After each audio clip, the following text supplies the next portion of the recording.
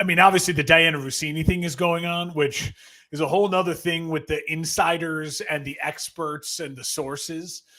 But when you look at all of the different mocks, you got Mel, you got Shefty, you got, Peter Schrager. You have the I call it, this is like the week of like the insider off, like it's the insiders versus the insiders, who's is right. And one thing that really stood out to me as I was scrolling Twitter, it was literally like back-to-back tweets. And it was one from this morning.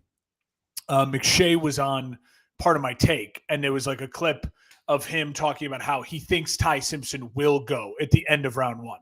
And literally, like, I scroll, and the next scroll I land on is Albert Breer on Dan Patrick going, Dan Patrick asked him, like, over under 1.5 quarterbacks. He's like, I'm taking the under, meaning like no Simpson in the first round. I was like, thanks, guys. We're trying to do a mock draft tonight. Like, thanks for the help there. Do we add Ty Simpson in? Do we not add Ty Simpson in? I think it's safe to say, don't get me wrong, for both of us, because you and I are not doing trades, we never do trades. I think it's pretty safe to say we don't have Ty Simpson in the first round. I think that would be pretty safe to say. That's my guess. I don't know. I don't know. I mean, we'll see what happens. I think you can make the case for both, because you could say if there's teams with multiple picks, they feel more comfortable spending their second first-round pick on a project than that being their only first-round pick. So, that argument could be made too. It all depends on the team, the need, and whether or not that opportunity. Who else is on the board? Yeah. There's going to be a lot there, but that's what I enjoy about these episodes. We go through it together, and we get to alternate these picks and kind of see how the board shakes out when it's all said and done between the two of us. So yeah, really excited about that. And obviously a couple big news items broke over the last couple weeks since we did take a week off there, but really excited for this week. We've got our mock draft episode here, and then we have our live draft show later this week. Excited to get some guests on and hang out. If you are listening or watching this and you want to be a part of that show, let us know. Shoot us a DM on social media or comment on our posts, and we'll get you the details to come and join us live on the show and give us some, real-time instant reactions to your team's picks or just any of the selections from the first round this upcoming Thursday. That starts 8:00 Eastern time. We will be here ready to go. But for now, the pick is in, I should say, and the football lounge is on the clock.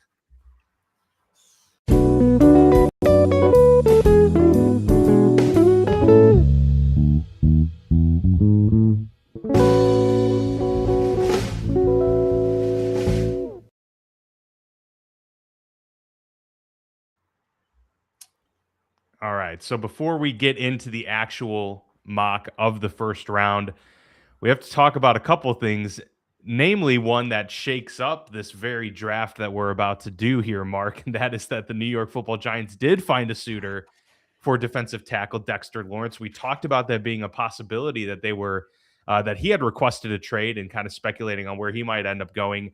I'm not sure anyone, including the New York Giants, thought that they were going to be able to get such a sweet deal for Dexter Lawrence, turning 29 years old. But the Cincinnati Bengals gave the New York Giants the number 10 overall pick in exchange for the All-Pro defensive tackle. And obviously, a lot of people talking about, well, you could have had, because they're going to have to pay Dexter Lawrence a large sum and get him that big extension. Could they not have just paid Trey Hendrickson and kept their number 10 overall pick? Obviously, they play slightly different positions, but still along the defensive line. Your reaction here is now the New York Giants have 2 picks inside the top 10. Yeah, I mean, listen, my thoughts on it when we talked about the Bears. Like, it's a lot to give up for a player that I'm not 100% sold on that, he's going to be a crucial part of your next 5 years. When you look at a first rounder, you look at that 5-year window, right? They have that 5th-year option. That's what makes that first rounder so valuable. But listen, the Bengals, I think, could make the argument as one of the few teams that it makes some sense to just say, we can't afford to draft an edge rusher and or a defensive lineman here or a linebacker and it not work out. Like we need to maximize what we're getting right now with Joe Burrow. And Dexter Lawrence is definitely going to help them set the tone. And listen, Lawrence is a guy who wanted out of New York. Like he wanted to get out of there. Cincinnati is going to be a completely different culture, going from NFC to AFC. I don't hate the move for Cincinnati because again, they extend him, they add that extra year. So it's like a 3-year deal, and you're just going, screw it.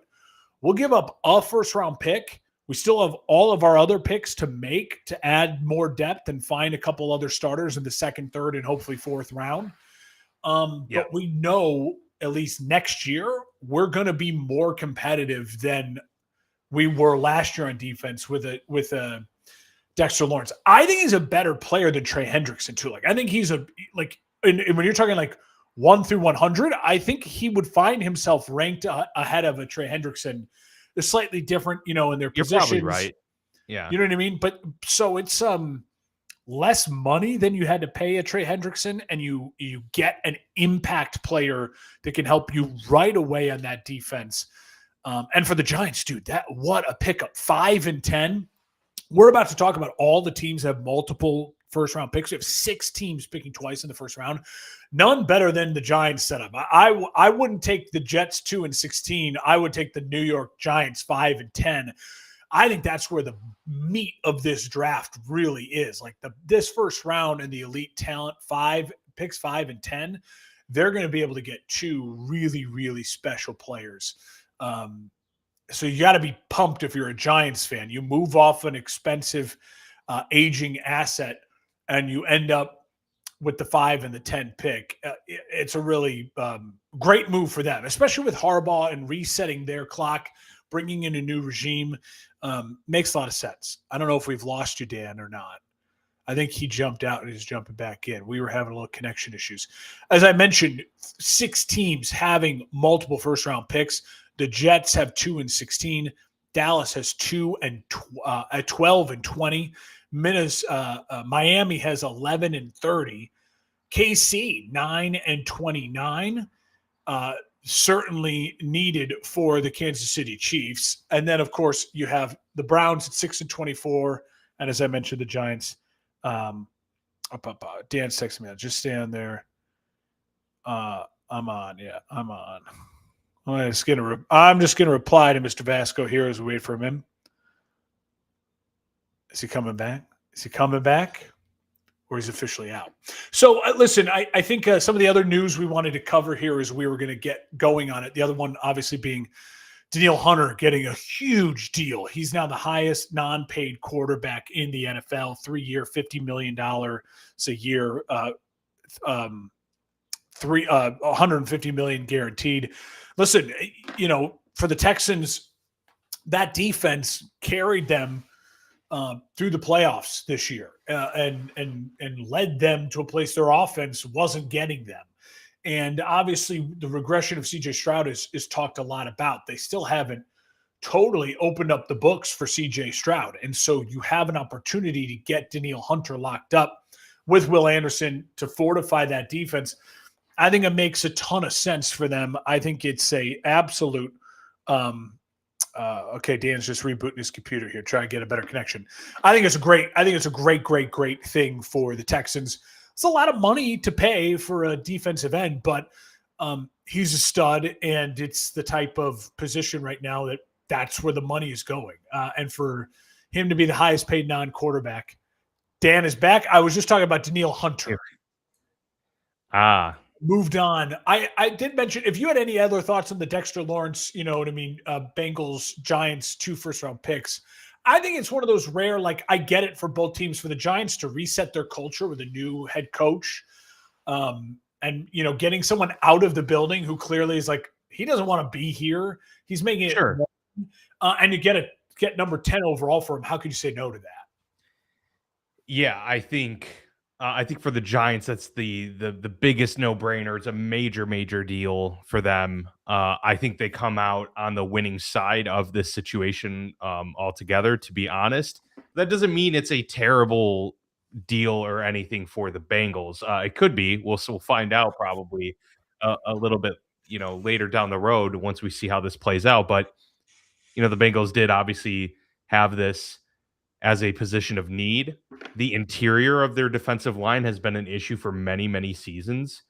And so you get a pass rushing specialist who was good against the run in Trey Hendrickson, and you replace it with a big body, run stuffer, and interior pass rusher in a division that likes to run the ball, and in a division with, uh, so many great pass rushers on the other side of it. And you want to be able to contend. The deal is that, I'm sure they came to a point where they're like, Trey is just not going to be here. That's just the situation of it. How do we, remedy this and make sure that the wheels don't fall off completely?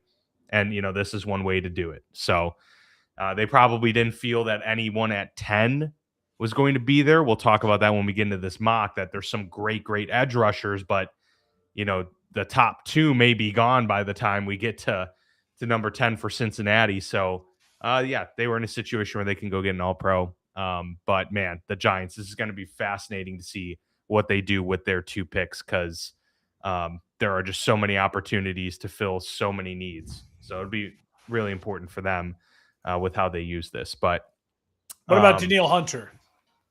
So Will Anderson, actually. Oh, right? yeah. With the major contract. Yeah.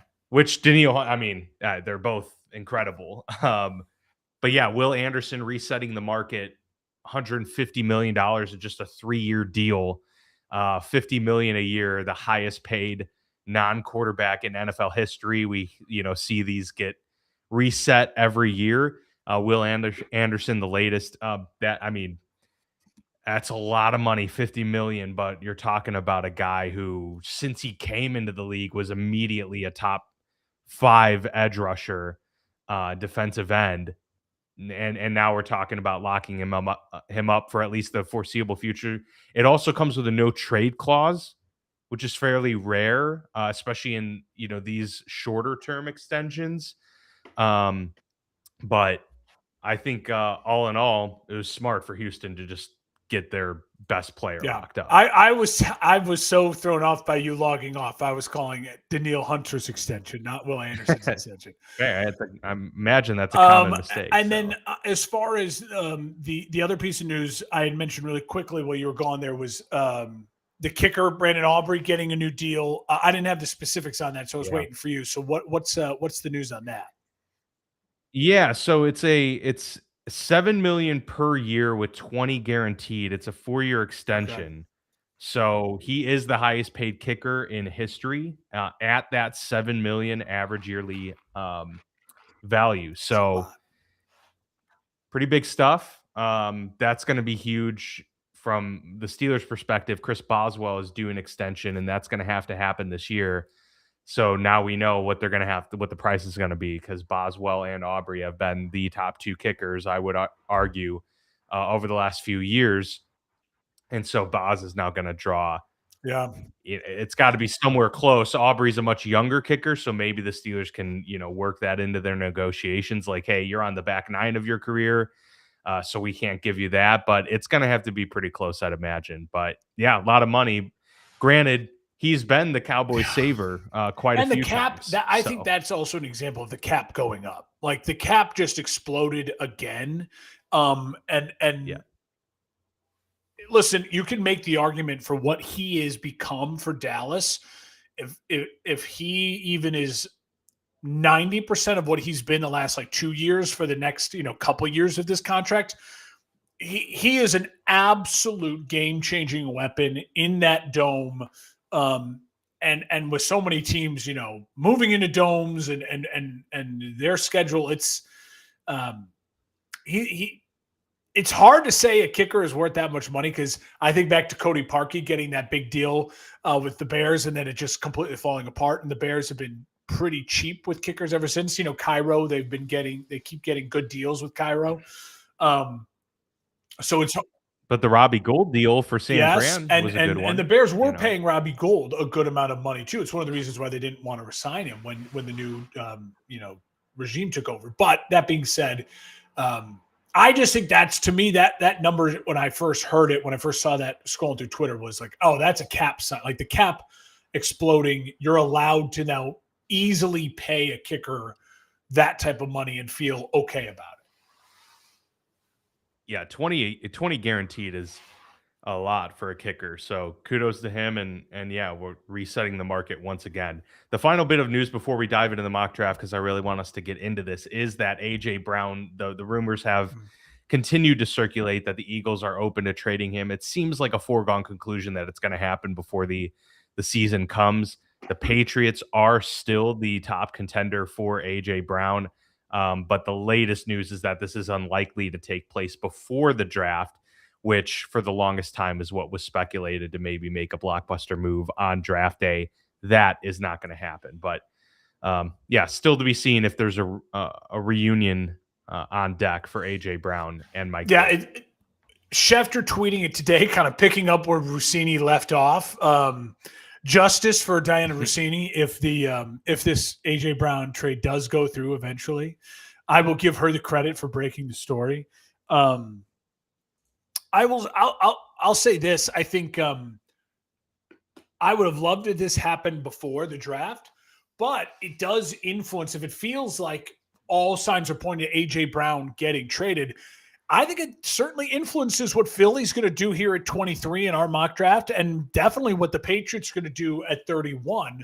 Wide receiver is a need for both. And, for Philly, you're looking more for that like third option slot, good possession receiver. But if you get rid of AJ Brown, you could argue you're looking for an AJ Brown type, a big over the top, number one, or a really good, B to complement Devontae Smith if you feel like he could take that step.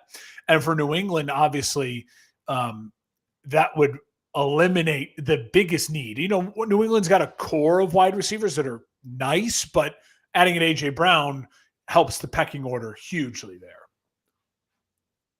Yeah, totally. All right, agree. here we go. Look at this.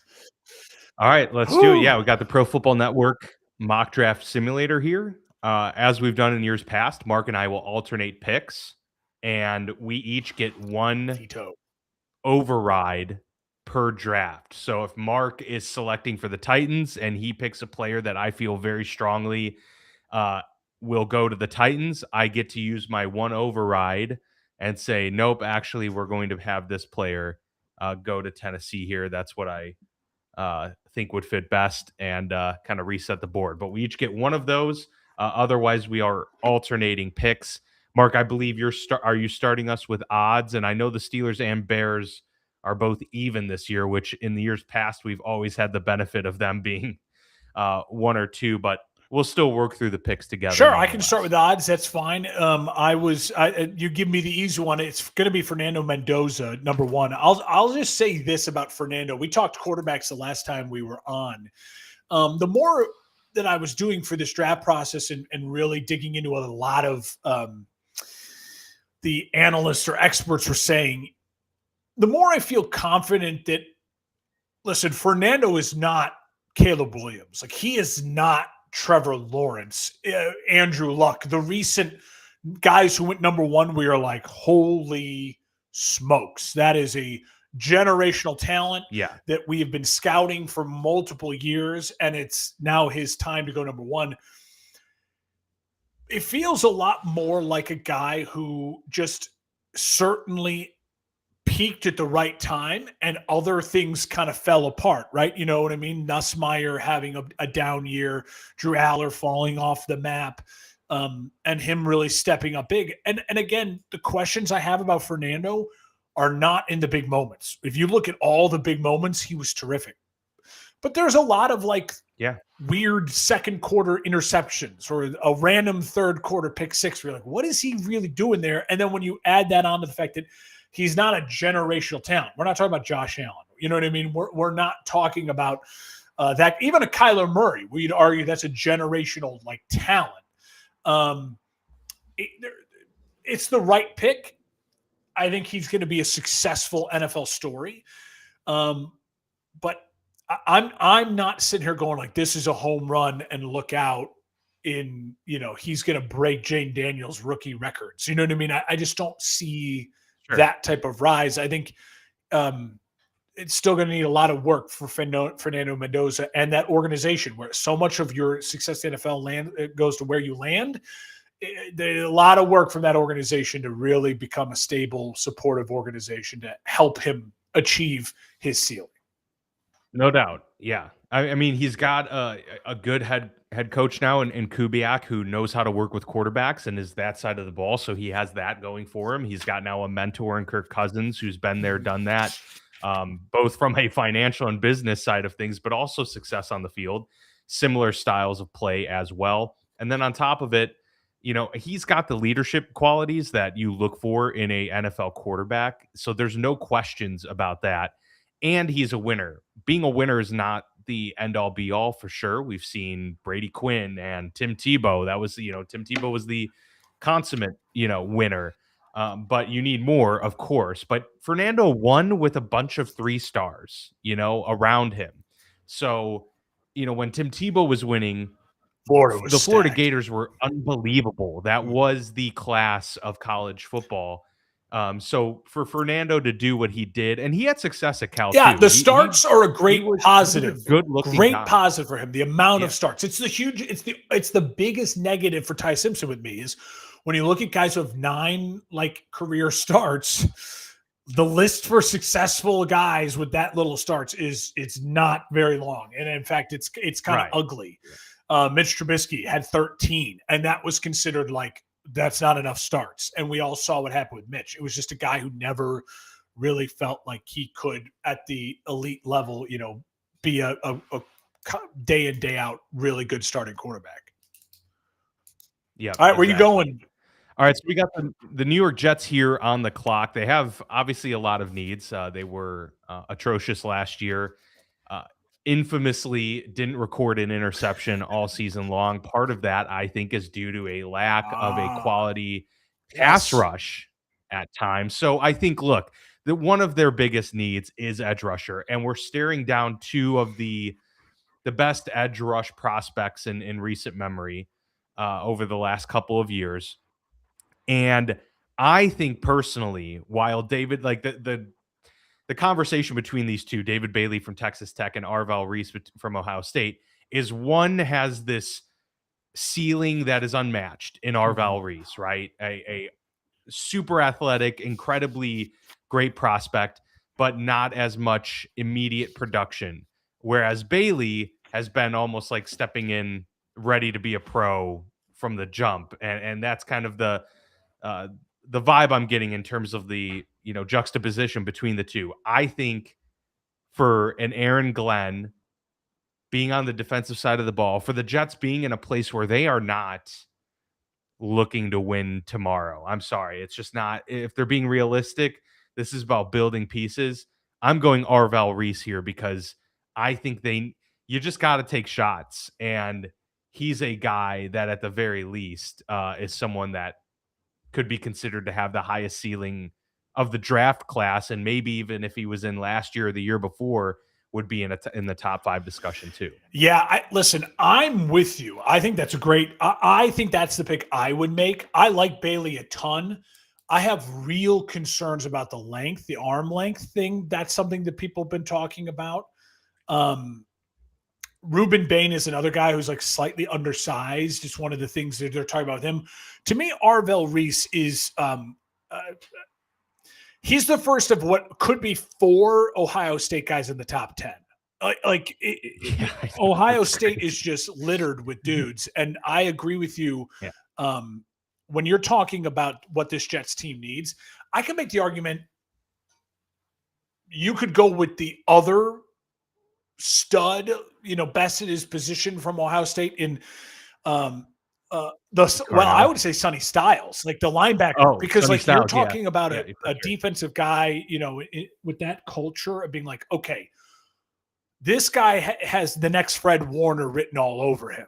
And yes, you need a pass rush, but you also just need someone out there who's can be the adult in the room. And Styles is not just pro ready. He's a pro ready and he's a freak. So I like the pick there, Reese. I think that's the smart, safe choice for them. I'm with you there. I get to go to Arizona. Sure. Arizona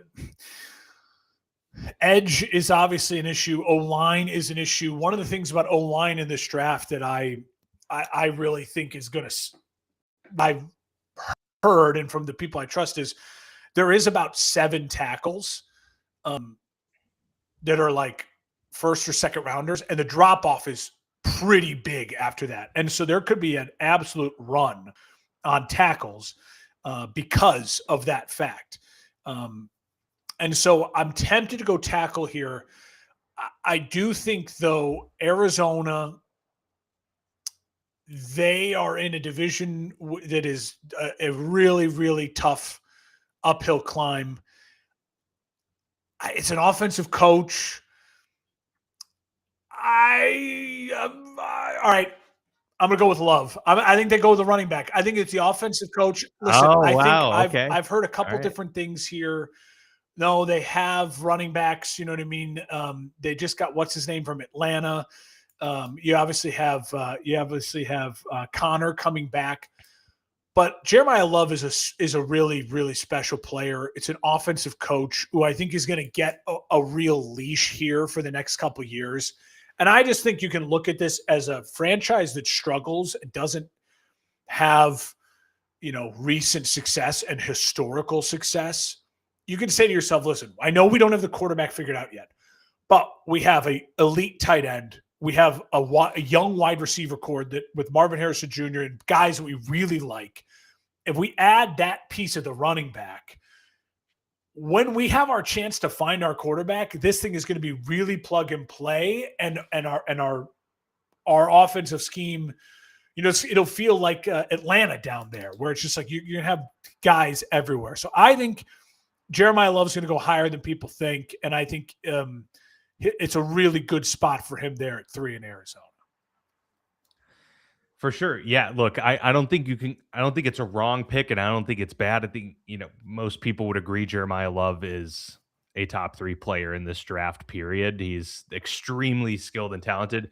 My only concern for Arizona would be by the time this guy is good is when we hope to just be getting good.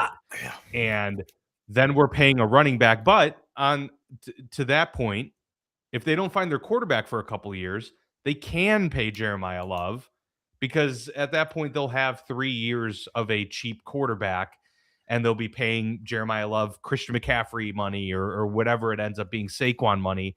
And they can kind of, anchor it. At least that quarterback will have a clear top weapon. No questions asked. I just struggle with, like, we've seen it happen more and more in the NFL. Teams turn around really quickly. And so if they get the coach and they believe that this is the coach, right?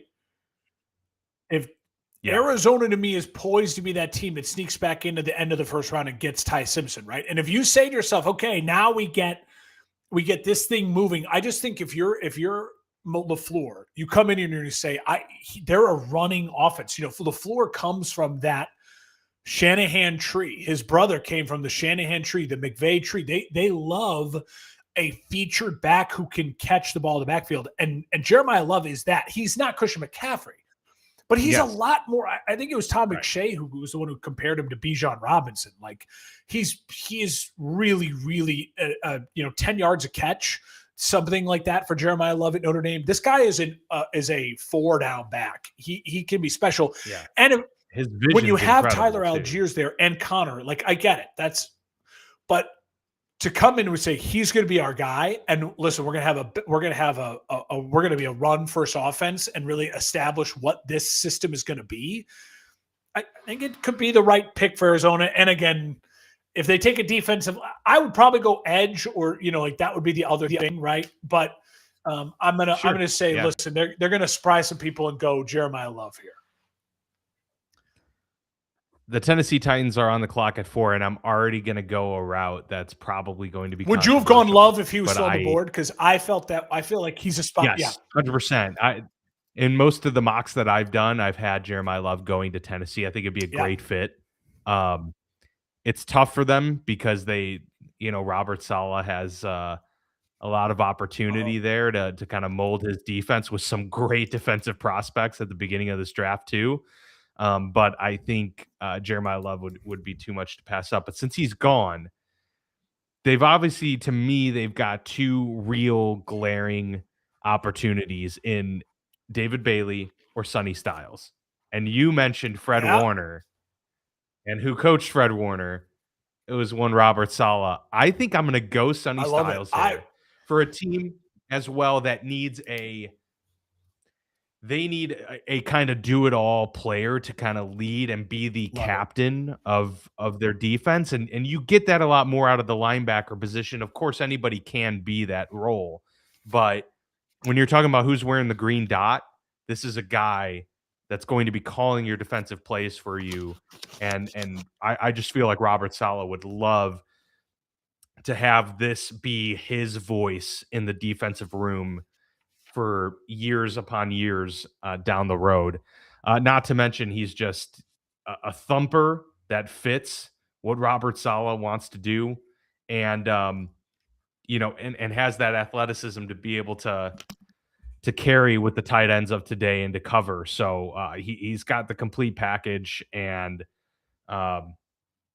former safety. It's got like that Brian Urlacher type of transition as well that I think has we've seen work out quite a few times. But this guy just makes incredible plays, and yeah, so he'll be a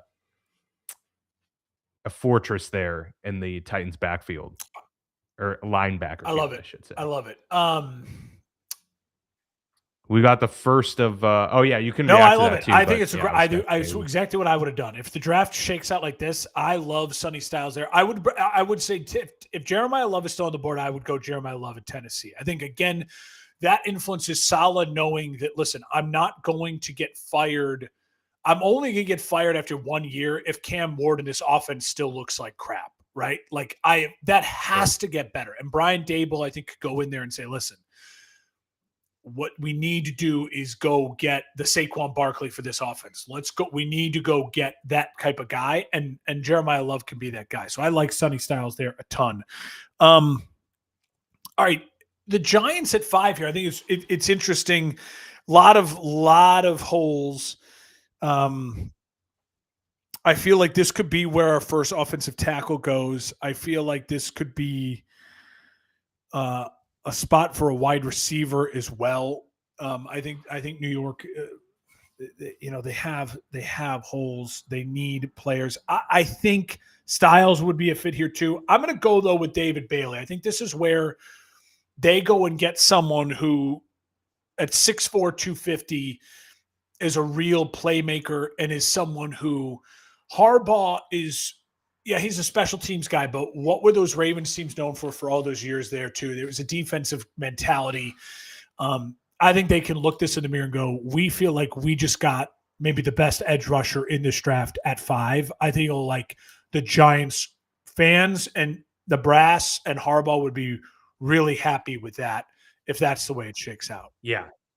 I think they'd be really bummed that Sonny Styles didn't fall here because that's been my pick to the Giants as well, because John Harbaugh has historically had those great linebackers to kind of lean on. And so that would be really helpful. But yeah, if Bailey at this point has fallen to 5, the Giants are running to the board with this pick. It's just too much to pass up on at this point. Great value. And they've got one coming up in 5 picks. The Cleveland Browns are on the board. There's probably a couple ways they can go here. This is a team with a lot of needs as well.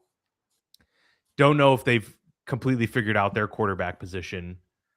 They don't really have many weapons outside of, David Njoku is a good tight end. Well, wait, didn't he even? Which he's on the move. I think he went to Atlanta yeah. So their best weapon, arguably last year, is on the move, and they just are desperate for dynamic play from that position group. This is what they were looking for when they made the trade to get Odell Beckham Jr. so many years back and get Jarvis It Landry. looks like he re-signed with Cleveland.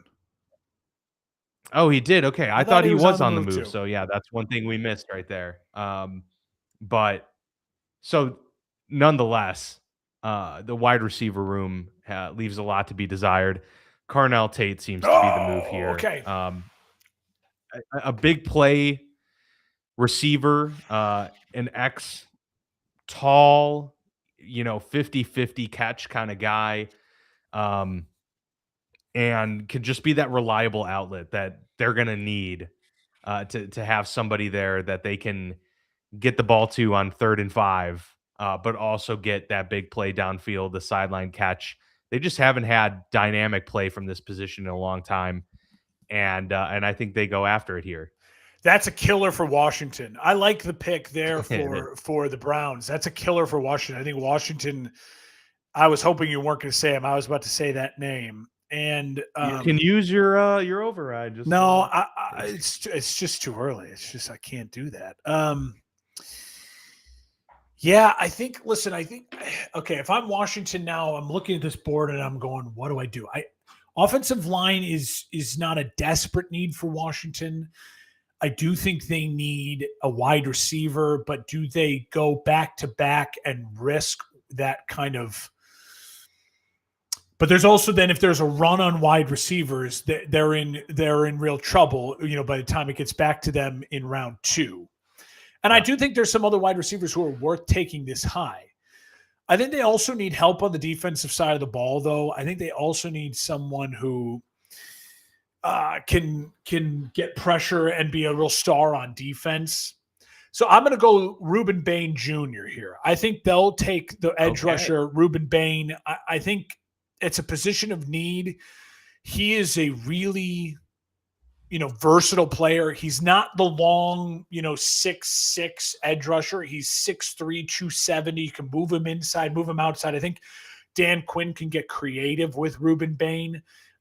I've seen him fall, into the teens. I've seen him as high as in the top 5. And so he's one of those, it's kind of all over. I think the right team falls in love with him. I don't know if that is Washington. This draft just struck out. I can't see Washington taking the second wide receiver off the board at 7. And I think that would really kill them. There's 3 or 4 names there that Washington would have loved to have picked that weren't there, but I think they'd be pretty well off to end up with someone like Ruben Bain at 7. For sure. Yeah. Now I was, debating with maybe like a Caleb Downs there, but I wouldn't hate that. Yeah. I don't take much issue. Safety is just so tough there at all. That high up. Yeah. Yeah. So we've got the Saints now at number 8. Yes, you do. A lot of needs here too. We're talking about a team that could use help with wide receiver, could use a lot of help on defense, could use help on the offensive line. Look, if they really want to push their chips in with Tyler Shuck, or at least give him the most runway to be successful, I think that's going to start with either surrounding him with more weapons or at the very least keeping him protected. We haven't had an offensive lineman go off the board yet in the first 7 picks. I think that changes here. And I'm going to give the Saints Francis Mauigoa from Miami, the offensive tackle who has the versatility to move inside. And so I think they have a bigger need at guard than they do at tackle, but they can use him at either position. So they have the flexibility with him. And he, to me, he's probably the best offensive lineman. I would agree. Draft. And so they're sitting there looking at the best O lineman at number 8. I think they're pretty happy. Yeah, he's number 1 on my list. I like that. I like that a lot. As we go to Kansas City at 9. Yeah, that would have been a really good fit. Listen, Kansas City.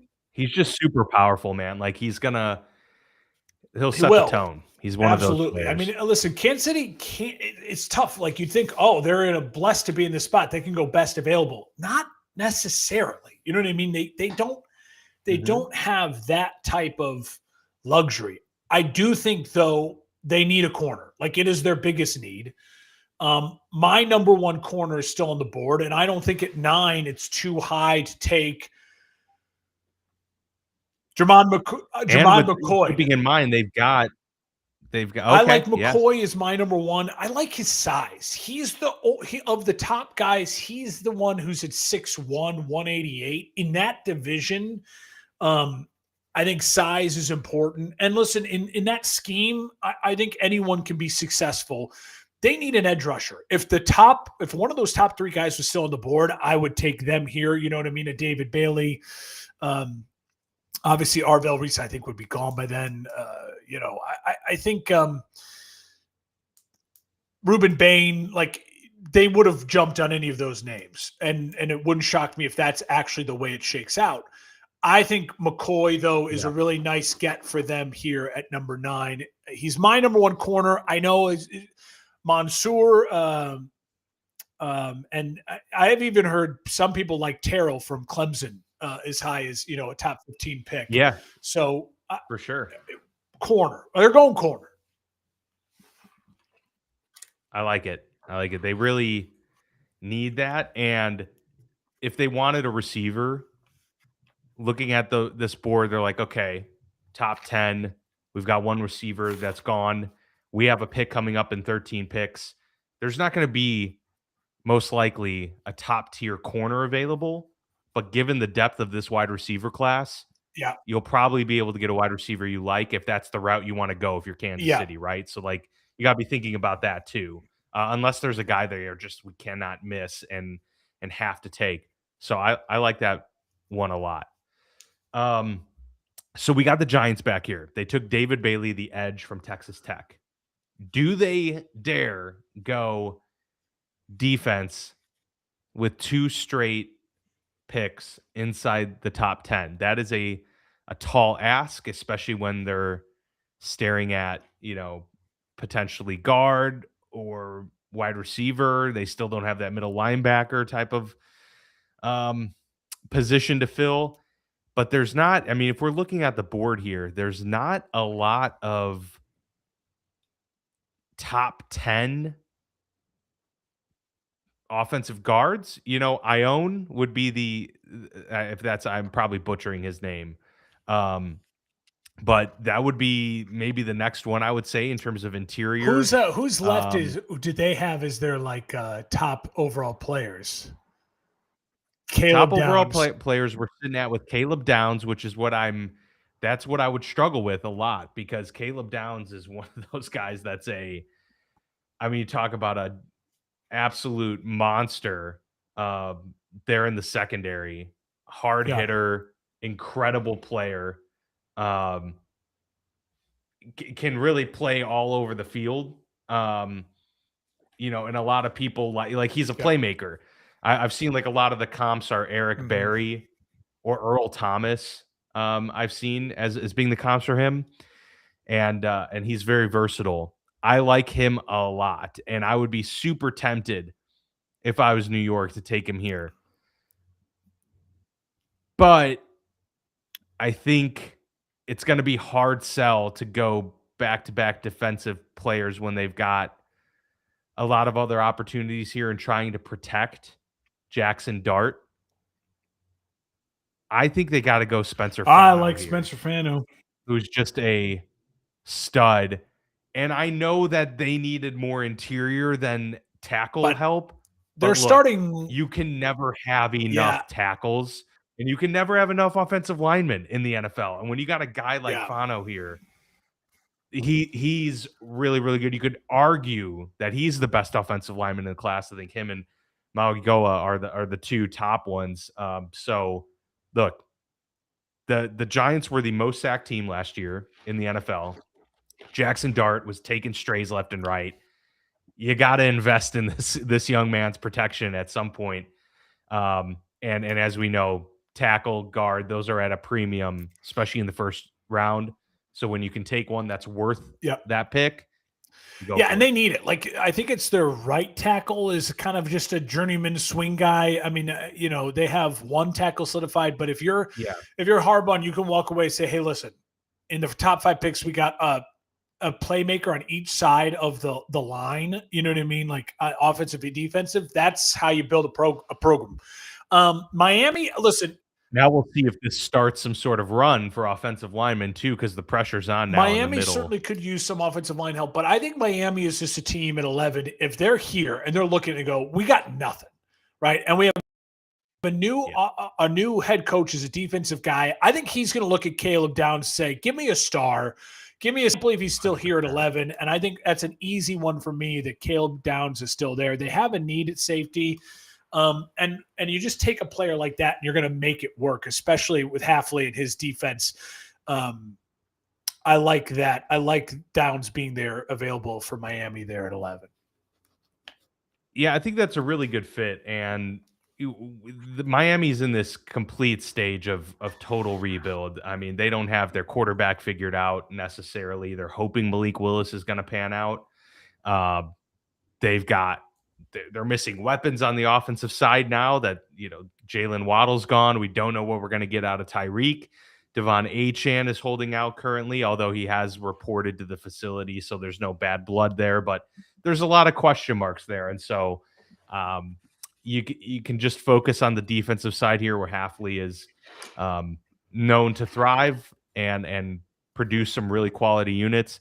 This would be his version of like the Sonny Styles that Robert Saleh is going to get to work with in Tennessee per this board. So really like the pick there. Man, the Dallas Cowboys are up. They need a lot of help across the board, but that secondary is brutal, right? And we're looking at a situation where they may think that the best cornerback in the class is staring them right in the face right here in Mansour Delane. And so I think we're going that route here for the Dallas Cowboys. Offense just shouldn't be the route, I don't think, for them here. They've had too much miss with the Micah Parsons trade, with the lack of turnovers and dynamic play.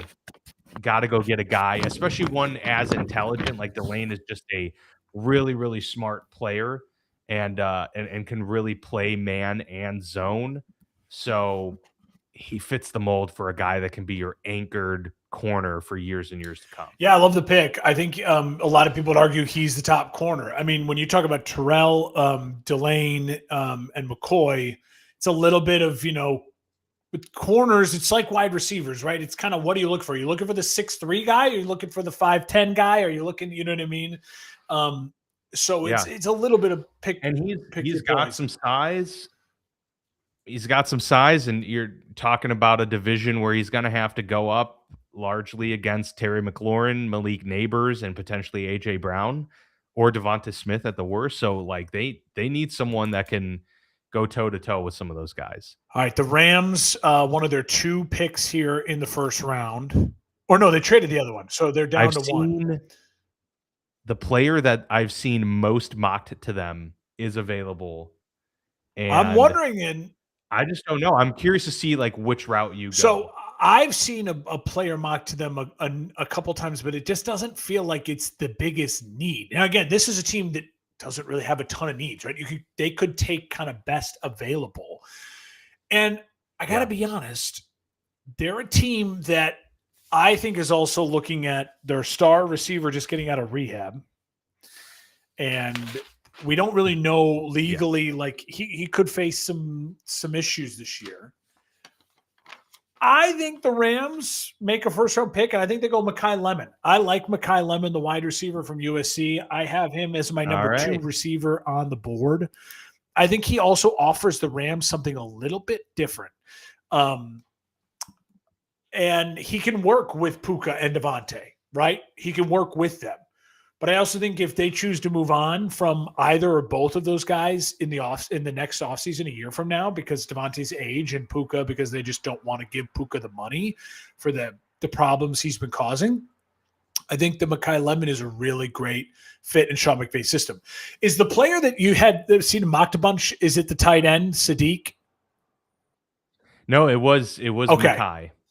Mekhi. So Yeah, I've seen so Lemon, and I've seen a couple that like them going Sadiq, and I get it because like the Rams have a bunch I of could see good it, tight ends, but they don't have like an elite tight end, and you can make the argument. but they also don't use the tight end that And much in and the again, passing that's game, right? like Like, right, but again, I think yeah, they're saying to themselves, if they don't know what Puka's status is, all of a sudden, if you have a stud tight end, what could McVay do with a weapon like that? So it would be interesting. It'd be interesting, but sure. I'm going to go Mekhi. He's right there, homegrown USC. You just put him in a Rams uniform, and you're going to make it work. All right, so we'll real quickly recap where we're at up to this point. Fernando Mendoza, number 1 to the Raiders. Arvell Reese, the edge from Ohio State, to the Jets. Jeremiah Love, first running back off the board, and likely only running back of the first round, but we'll see, to the Cardinals. Sonny Styles to the Titans at 4. At 5, New York Giants select David Bailey, the edge from Texas Tech. Then it's Carnell Tate, wide receiver, Ohio State, to the Browns. Reuben Bain Jr., the edge from Miami, to Washington. Francis Mauigoa from Miami, the offensive tackle / guard, to the Saints. Jermod McCoy to the Chiefs, the corner. And then the Giants, with their second pick, take Spencer Fano, or Fano, however you pronounce it, the offensive tackle there from Utah. Then it's Caleb Downs to the Dolphins, Mansour Delane to the Cowboys, and Mekhi Lemon to the Rams. That brings us number 14, the Baltimore Ravens. I personally am feeling tackle or wide receiver for Baltimore.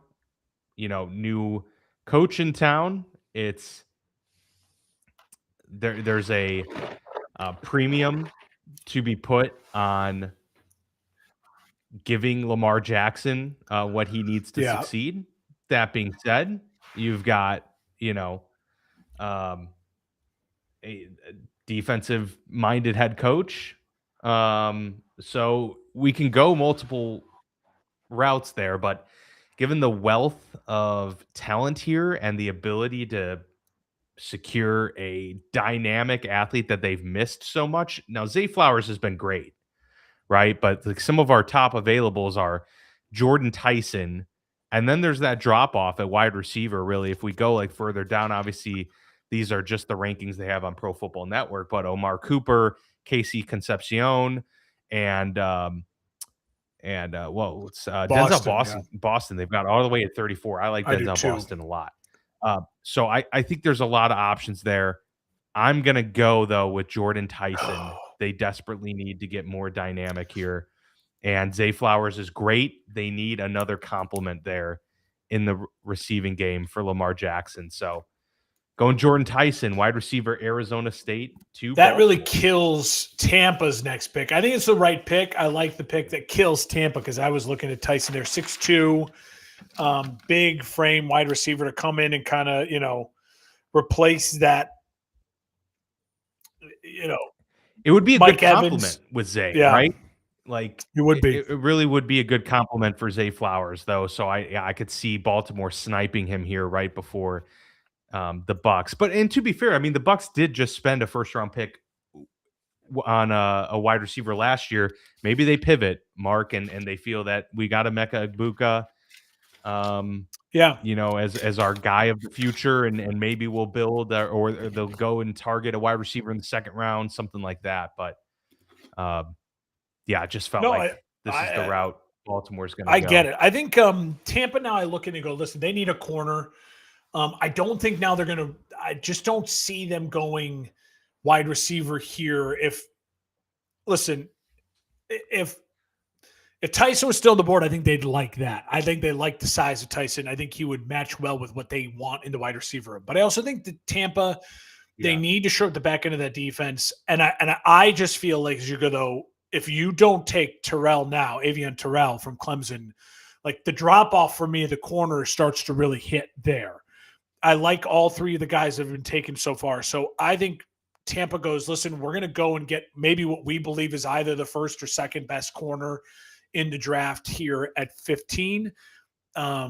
and help shore up the back end of that defense against an Atlanta team that's going to throw the ball all around, against a New Orleans team that has weapons at wide receiver, and a Carolina team, obviously, that is improving at wide receiver and help the back end. So we'll go with Terrell from Clemson. Fair enough. I like him a lot, and the ratings for him have been all over the board.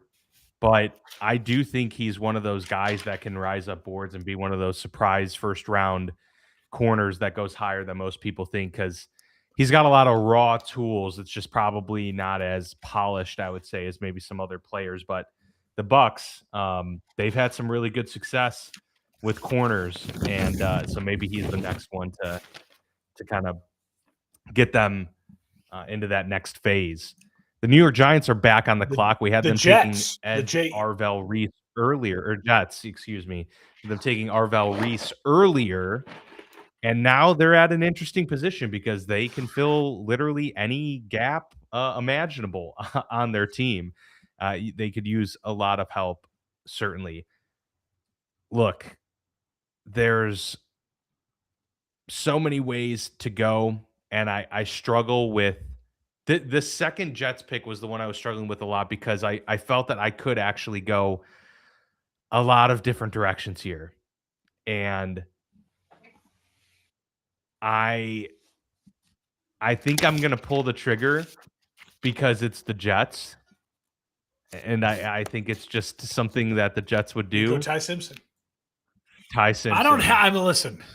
Quarterback, Alabama, goes to the Jets here at 16. I think pretty high for Ty Simpson to go. But look, I think Ty Simpson's going in the first round. I just think it's going to happen. I'm starting to feel that way as well. I don't know if the Jets will do it here. I do think if not here, it'll be a trade somewhere in the 20s. Listen, trading back, this would be a good opportunity for them to trade if they back, could. Sure. I think there's other players on the board that Jets fans would be really happy with at this point in time, right? If that's the way that the draft fell out. I was Denzel Boston was an option for me to pair him with Garrett Wilson. Yep. Any of the tackles still. Freeling was probably a top one that I was going to look at. They have him here as well, but he's a massive. I think if there was corners still on the board, if there was one or two of those corners still on the board, they could certainly look there as well. Listen, I'm not going to veto it. I'll roll with it. I think that's fun. I like it. And it helps me out where I go to the Lions next, and I think they look at Freeling still on the board there from Georgia, and they go, "Love it, let's go. We're going to take you." And I like Freeling. I like Lomo. I mean, when you look at some of the guys that were still there on our board as we're going through, tackle is. Again, it's a little bit of pick your poison. I think Freeling's a little bit more of a freak and a little bit more of 6'7", 315, a little bit more of a project. But I think in Detroit makes a lot of sense. A lot of good, defenses in the NFC, a lot of good pass rushers in the NFC, and they have a very immobile quarterback. And I think getting a kid out of Georgia like that, who wouldn't have to start, right away at left tackle. You could move it right. You could be flexible with him. I think Freeling makes sense there. And I would take him probably. I like Proctor a lot. I think he's a little bit more of a project. Lomu from Utah still on the board. I like him a lot, but I think that Freeling has got more upside, and I think the Lions would be okay with that. Yeah, I think so too. So at 18, then we get the Minnesota Vikings. Interesting position. This is also a team I could see trading down and trying to acquire some more picks. It's a weird part of the draft. Oddly enough, they don't list it here as a team need, but I really do feel that if they want to fortify their depth, I don't think wide receivers off the table here for Minnesota. Jalen Naylor left. They have nobody behind Addison and Justin Jefferson. And knowing the three wide receiver sets that Kevin O'Connell would like to run, and you're bringing in Kyler Murray, you want to see if you can get the most out of your quarterback position currently. I don't think that's out of the realm of possibility, but safety, there's still a really quality safety here available in Dylan Thieneman. Thieneman And so I think that's the route from I'm going to Oregon, yeah. go for Minnesota here. They, Harrison Smith for the longest time filled that gap for them. They need to address defense. And I think they go this route. And they could still address wide receiver later and get that depth they need without spending a premium price on it. Makes sense. And I like this guy. I really like Thieneman. I think he's going to be a really talented safety and a ball hawk at that. So, I mean, we're talking about he'll have the kind of the keys to the kingdom there in Minnesota that really needs to revamp that entire side. I think Carolina would have loved to see him fall. I think he's a really talented player and he would fit well there. I think if the way the draft is shaking out for Carolina, if I'm looking at what is here, I'll go with Lomu, the tackle from Utah. I think it's obviously a huge need for them. I think he's the best one on the board. Again, I like Caden Proctor. I like Caden Proctor a little bit more for a team that maybe has not an immediate need to start Caden Proctor. You could say, hey, we can start this journeyman for the first couple of games and really get Caden Proctor going. You're going to have some rough spots, I think, with a guy like Caden Proctor. I think less so with Lomu. And listen, Carolina, it's funny because it feels like for the last 5 years for Carolina, we're like, you just need to go get star players. Like you need impact players. And I think they're finally in a spot where it's like, just take the tackle. Like this is the smart decision. You're building something, fortify your offensive line and keep growing in that way. And so I'll go with Lomu to Carolina. All right. On the board. That brings us to Dallas at 20. Now, we just had Dallas pick the corner at 12, Mansour Delane. And now Dallas is back on the clock. Another probably key opportunity for them to trade out. But look, they addressed a big need on the defensive side of the ball. They could go Keldrick Falk. I like him a lot. Oh, yeah. I also like Akeem Mesidor. I like both of those choices. I also really like Caden Proctor from Alabama. And if we know anything about Dallas, they've had some success with their first round offensive linemen in the past, and they like their first round offensive linemen. They're going to pay the price here at 20 to get one and keep that from being a crumbling aspect of their team, because look, if this team's going to have success, it's going to be because of the offense, and any help you can give Dak to continue to keep that afloat is going to be a welcome side. So Caden Proctor from Alabama going here at 20. And now we've got a lot of offensive linemen off the board, and there's not a ton left that I love that I really, really love. All right. And you get my Pittsburgh Steelers here, the hometown pick for the draft.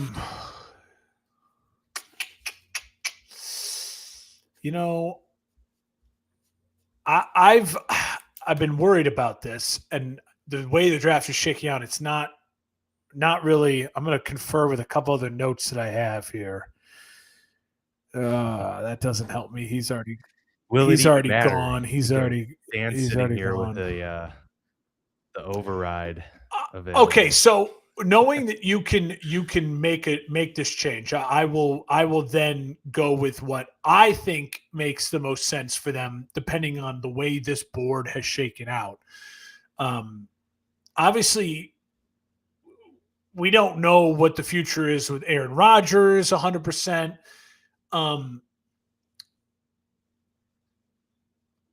Give me Woods, the defensive tackle from Clemson. I think this is a player that it's so funny because you think Pittsburgh, Mike McCarthy, we're going to go offense. But, I mean, listen, they made the Pittman trade in the offseason. You have a really nice tight end room. You have now a really strong wide receiver room. You have Aaron Rodgers. You feel confident about the backfield. You're not taking a running back here. Obviously, there's no one totally available. I don't love taking a guard at 21. I think there's available, guards later in the second round. And so I think to me, Woods is a guy that could step in and really be, a crucial part of making sure that defense doesn't fall off. I think he's a really good player, and I think he's, someone that at this pick I'd feel comfortable being like, this guy's going to be a really good player for a long time. Yeah, that I think he's going to be a really good player, and this pick would solidify that defensive line again for a long time. I am going to use my override, and I'll tell you why. You make a lot of good points. They took Derek Harmon with the first round pick right around this spot last year at defensive tackle. I don't see them going defensive tackle back-to-back years just because of the nature of that position. And since they're so well fortified on the edges, I think that they need to go wide receiver or offensive lineman here. Wide receiver would have been my second. Who are you feeling fits that room? You know what I mean? Sure. Well, look, I think Pittsburgh would be happy to have 3 massive humans be their wide receivers with their giants, because they just have a giant team. I don't think, and honestly, Pittman is probably going to be much more in their slot this year if they choose to go through 3 wide receiver sets, which is what McCarthy does. And Pittman is a really good slot receiver, despite his frame. So I think that that's ultimately they want to get. They'll have Pittman and DK be their 1 and 2 in 2 receiver sets. When they bring a third in, slide Pittman to the slot and get another outside receiver. Casey Concepcion and Denzel Boston have been on my radar back and forth for both of them. They would serve different needs. I think they would both fit for a variety of reasons. But I'm actually going to go offensive lineman. You are? Here okay. Because I think it's what they're going to do. So who are you going with then? So here's who I'm going with, and I may have to go. Okay, Max Ihenachor. Ihenachor. From Arizona State. He's got a crazy story. I'm taking Have him, you the heard offensive his story? tackle. He's a guy who was like a high school basketball player who then went JUCO and only got into like Fresno State because of his JUCO coach, and then only got to Arizona State because they took Fresno State's guys, and they were like, we need this guy.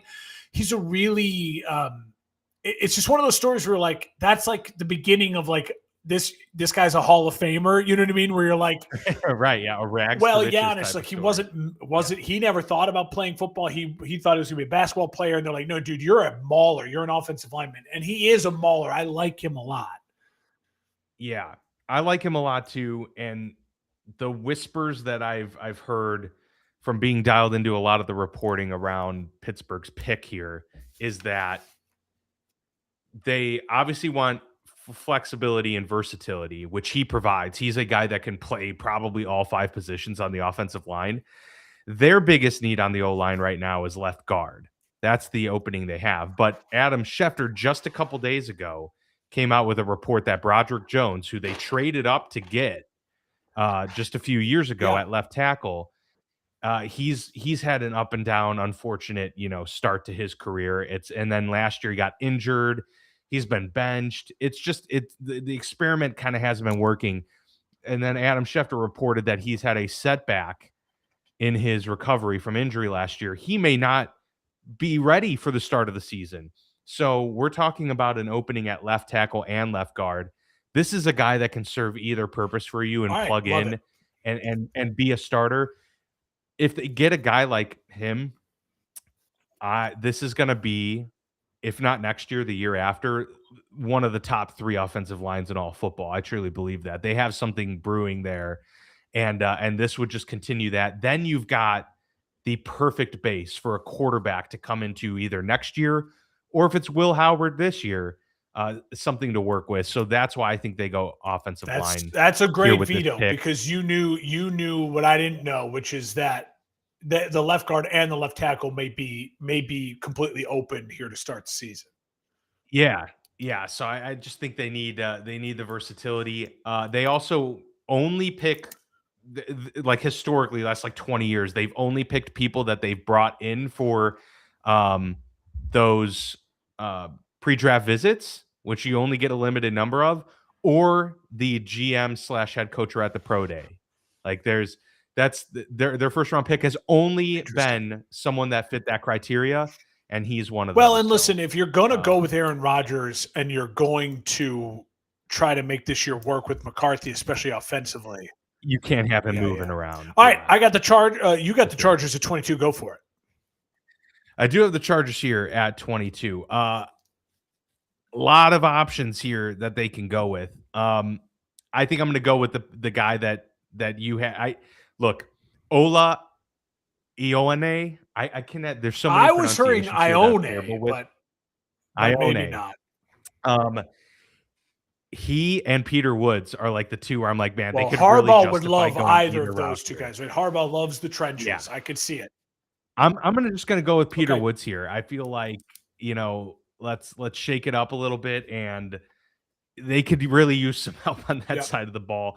Obviously, the offensive line is a big need for them, especially in the interior, but so is the defensive line. So yeah, I'm gonna have a Harbaugh going and getting. This is a really rough D tackle class, and Peter Woods is like a surefire, really solid player. So like if they were planning to punt a position further down the road, I'd feel better about guard than punting D tackle. Easy one for me at Philly. I'm gonna go with Omar Cooper Jr. from Indiana. Right. I like him a lot. He's big, he's tall, he's physical. He'll complement, obviously, is the new AJ Brown. Devontae Smith really well. And because Smith is there, he doesn't have the need to come in to be wide receiver number one. If they don't trade AJ Brown, though, Kenyon Sadiq here also, I feel like, would be a really good pick for Philadelphia. They obviously need some help, edge rushers and stuff. I just don't know. When we get to this point in the draft, some of these edge rushers, I'm like, it's tough. Like, I don't have the best read on them. But I do know that Cooper's a really good player, and I think he would fit well in Philadelphia if they move on from AJ Brown. For sure. So the Browns are back here. We had them taking Carnell Tate earlier in the draft. So they got their premier wide receiver. Not going to address it again here at 24, but they've got big offensive line needs. And Ola Ione. How do you say it? I was hearing Ione, but okay, so I got it. I mean, it could be Ione. Ola Ione, the best pure guard in this class. And, this is a unit that really needs positions filled at center, guard, and tackle. So to get the best available player at any of those positions, that's a run to the podium type of pick there for the Browns. And hopefully they can get their run game going a little bit better and get that protection in tow for Shedeur. So it seems like a no-brainer pick. Listen, I like the pick. I think it's weird because the Browns, it feels like just like 2 years ago, had the best offensive line in football. And so it's crazy how things can just change so quickly to where you're Cleveland and you're saying, we got holes we need to fill. It's just, that's the nature of the beast in the NFL. We get to the Chicago Bears. I mean, listen, this Bears team has a lot of needs. I would love for, a stud safety to still have fallen somehow here. You know what I mean? I would love for one of the offensive tackles, a Caden Proctor, to have fallen this far. You know what I mean? The Bears need an offensive, probably going to need a tackle for most of the year. I mean, Braxton Jones right now is your starting left tackle, and that is really, really scary because we just don't, when your rookie who played well blows out his knee and you don't know when he's going to be back this year, if he's ever going to recover really from that injury. But if the draft is shaking the way it is, and we're not doing trades, and we're looking what's at the board, I like Kendrick Falk a lot. I like Casey Concepcion a lot. The Bears could use another wide receiver. That just feels a bit much, but it's exciting. You know what I mean? It would be really exciting. I think there's still some wide receiver talent later in the draft. And And when you have a guy like Ben Johnson, I don't think he needs that first rounder. I mean, you saw what Luther Burden, what they did with him, his second rounder. I don't think you need to go first round. I think, God, if I'm Ryan Poles and I'm looking at these names and I'm looking at our needs, I would say, you know what? I have to prioritize making sure my offense stays on track and continues to grow. And I know this may drive Bears fans crazy, but I look at Blake Miller as a guy. I have a late first round grade on him. I like him a lot. Yeah. I mean, I would love it more if that name was Lomu or Freeling or Proctor. I think I feel a little bit more comfortable, but Blake Miller's a lower ceiling. But at this point, that's what the Bears need someone who's like, hey, you're going to come in here and you could just at 6'7", it's very, very similar build to Ozzy Trapillo, who was injured. We need a wall of a dude there to hold up on that left side so Caleb can just work some magic. And, as much as I hated for Trapillo, because there was points in time last year, I'm like, dude, we found our left tackle for the next 5 years. When you blow out your knee the way he didn't just tear an ACL. It's the patella tendon, you know what I mean? Like, and the rehab from that, like he did it late in the year. I don't know if he plays at all this year. And then I do know that if you draft a guy like Blake Miller and he comes and he plays well, then offensive tackle is a real strength in a year from now, right? And we're not worried about that at all. And that's what the Chicago Bears need. That's what they need. I hate it because I like Kendrick Falk, and I know the edge is such a need. It's such a need. But you have Turner, you have people coming back. Like I know, and Austin Booker, I think, was taking steps. I know it's not perfect. Trust me, I wish one of those top 3 or 4, 3 edges, falls. I wouldn't hate the Bears trading up if it's the right move for one of those elite edge rushers or one of the elite safeties. You know what I mean? Because those are to me the two biggest needs. Yes, you have to get some offensive line help, but there's a tackle you could probably find in the 3rd or 4th round that can help you rotate with a guy like, what's his name, who's going to end up starting, who's just been a pain in my ass for years.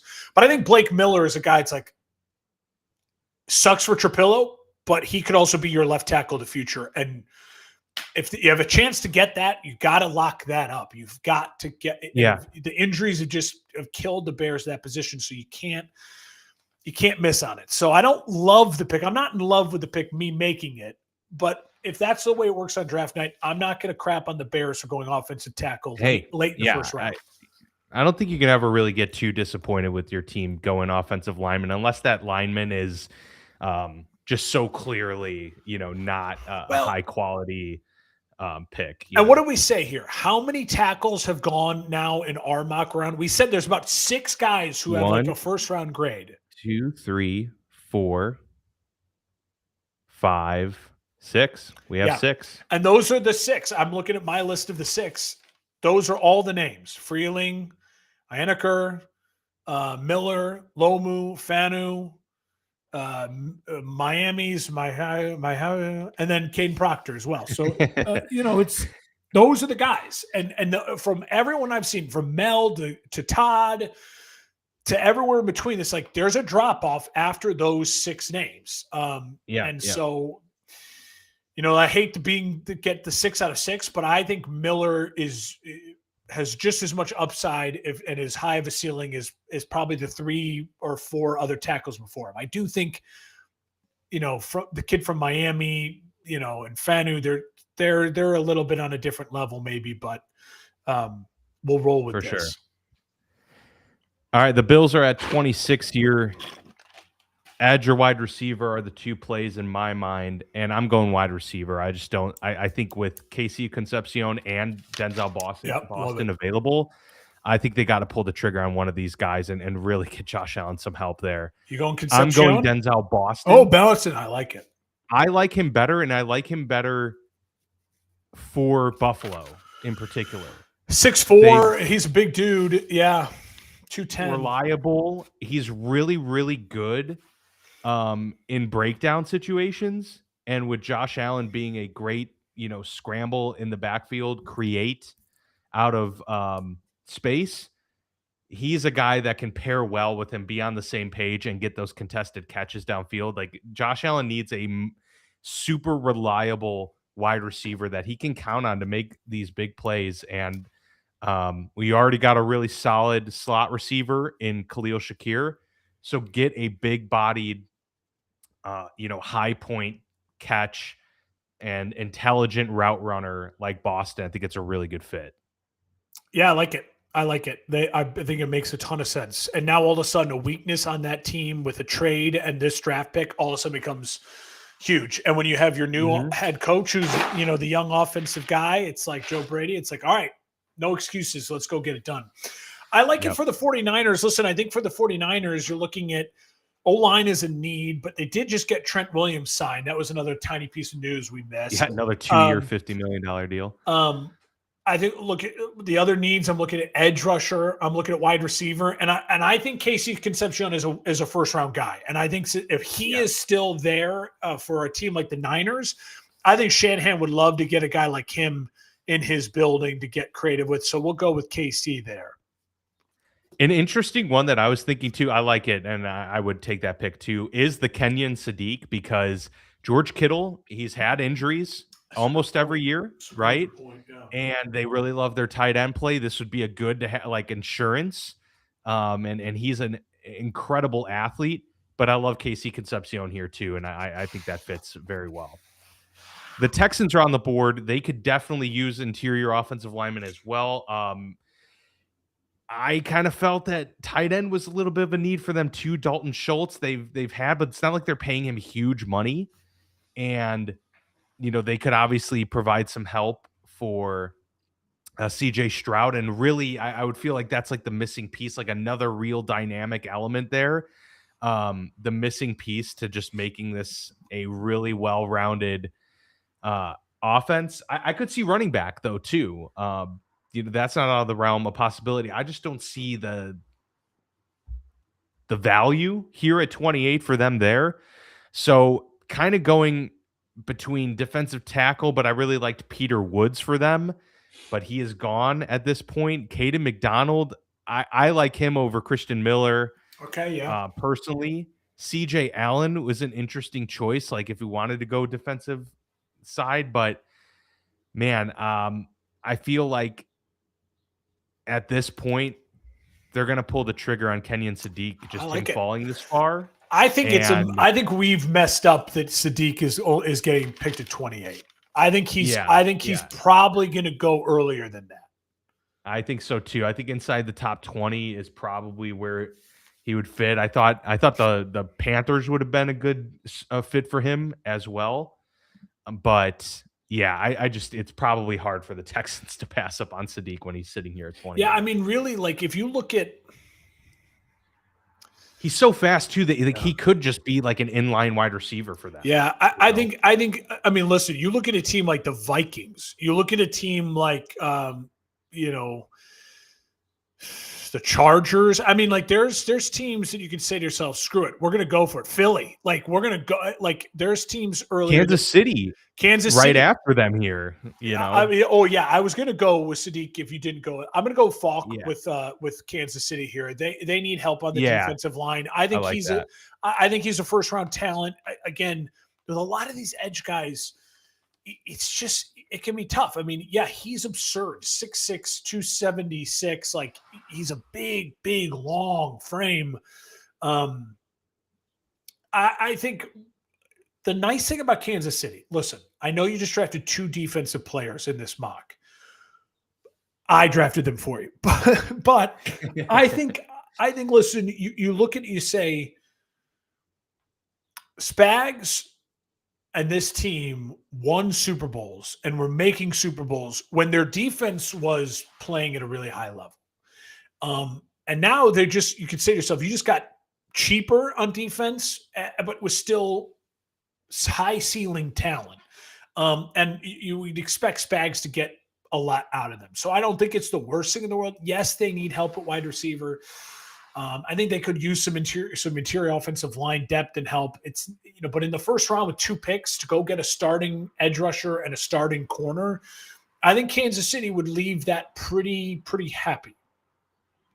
Yeah, I think so too. That's a really nice, well-rounded. I think at 9, the key for Kansas City at 9 would be like, if for some reason Love or Tate falls, like it would be criminal for them not to take them. But I think if it's not either of those two guys offensively, I think they look at if they're staying in those two spots and they're not trading back, which also I think Kansas City at 9 should try to trade back, right? Because if you trade back and you get an extra second rounder, right, and you go from 9 to like 13 or whatever, you know what I mean? And then you can take Sadiq there or a weapon there. Like Kansas City has some real holes to fill. And I think getting an extra second rounder or an extra first rounder or a first next year, they have high-end expensive contracts. So getting more high-end draft picks is just what this team needs right now. Yeah. No, they have a lot of areas Miami's to fill. Second, so yeah, the more second pick, where are you going? Yeah. So we had them taking Caleb Downs, right? And so the defensive side, they can double down there. Wide receiver would be great here, but there have been, pretty much the rest of the, quote unquote first round talents gone. If there's one I would consider, it'd be Jeremy Bernard actually here from Alabama. I like him a lot. I think Miami could easily just double down on defense here. They've got a great defensive back, and pair that with Akeem Mesidor, the edge rusher from Miami. Hometown kid. I like him a lot. And man, I mean, Jeff Hafley would be just jumping up and down with these first two picks here to start his career. Mold that defense. They've been missing a defensive dominance for a long time. This would really help cure that. I think they'd have a really quality unit. And they have a ton of needs on offense. Let's not mistake it. But I also think if you're Hafley, you look at this and go, I'm only getting fired in my first year if my defense stinks, because I'm a defensive guy, right? So I can't have what happened in New York with the Jets. I need to get interceptions. I need to get pressure. I need to show my imprint on this team. If Malik Willis and the offense struggles, be like, well, listen, it's Malik Willis. Like, we got to go get a quarterback, right? Like, you obviously want him to do well. You want all that to work, but you're getting fired if you – like, it's kind of crazy that Aaron Glenn didn't get fired. You're getting fired if your defense is inept, like Aaron Glenn's was. So I can see him standing on the table, and I like those two picks. I like taking a kid from the hometown school there. He was a good player. I mean, I have him right on the edge, you know what I mean, as a first, second round talent. So taking him at the end of the first is not a big deal. For New England, I love that Caden McDonald is still on the board. They need D-line help. Mike Vrabel needs help in the locker room. He's taking an Ohio State guy going back to the alma mater. We don't have to answer any questions about how our marriage is doing. We're just going to focus on the Ohio State connection. And that's really all you got to worry about. It will be interesting, though. I am looking forward to Mike Vrabel's first real press conference.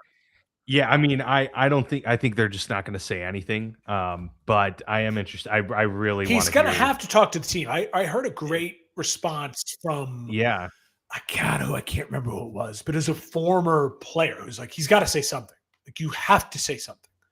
Like, you cannot walk around this building preaching accountability and be like, nothing. Now, the only way he gets away with saying nothing, in my opinion, is if Rossini doesn't get divorced and he doesn't get divorced.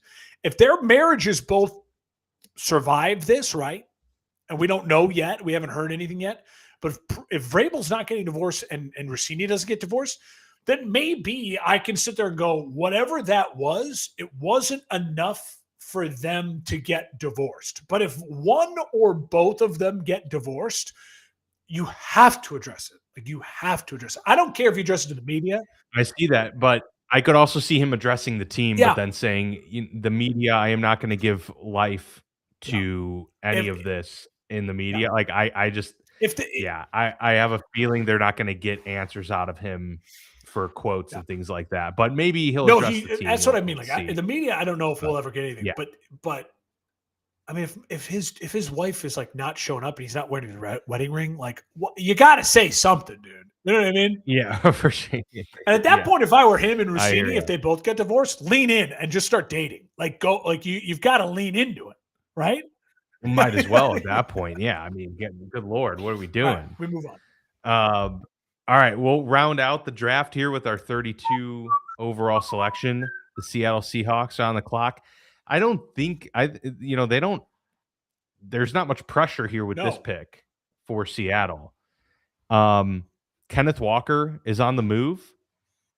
They like Zach Charbonnet, but they've shown that they like to have two running backs. I love it. I think why not? Let's have them go with Jadarian Price, the other Notre Dame running back, who has this upside that a lot of people are talking about. It's kind of like Jordan Brooks from Texas a few years back, right?